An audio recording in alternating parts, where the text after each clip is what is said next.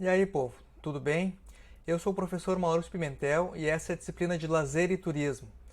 Nessa aula a gente vai discutir então alguns aspectos conceituais, né, em relação ao ócio, lazer, entretenimento, como é que esses conceitos se aproximam, como é que eles se afastam, né, e que relação que isso tem com os usos do tempo, né?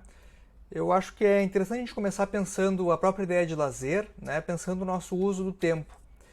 E nada melhor para isso que a gente se lembrar um pouco da morte, né? Então essa figura aqui, né, um quadro Vanitas do Antônio Pereda de 1634, ela nos faz refletir um pouco sobre isso, né? Era um gênero de pintura bastante comum nessa época. Então o centro aqui é justamente o ampulheta, né? O tempo escorrendo da nossa vida, enfim, o que a gente faz com isso tudo, né?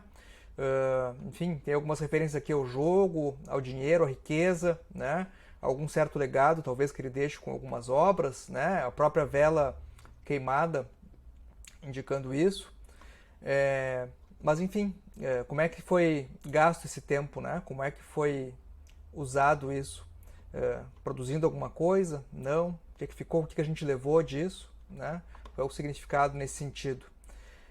Indo nessa brincadeira, né, eu gosto de às vezes consultar esse site aqui que é o Relógio da Morte, né? Então se você coloca aqui, enfim, o ano de nascença, né, ou a data e o sexo, enfim,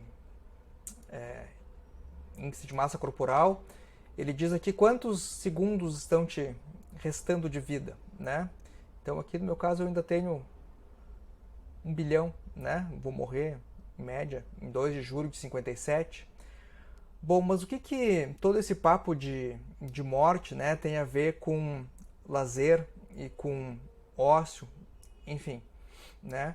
É justamente porque o lazer está vinculado ao modo como a gente utiliza o nosso tempo, né? O que a gente faz da nossa vida e como é que a gente cuida de nós mesmos enquanto sujeitos, né? Então, por isso que é importante começar refletindo um pouco, né, sobre esses aspectos, né? Pensando um dia de vocês comum, como é que é a rotina, né? O que vocês fazem, o que dá prazer, o que não dá, enfim.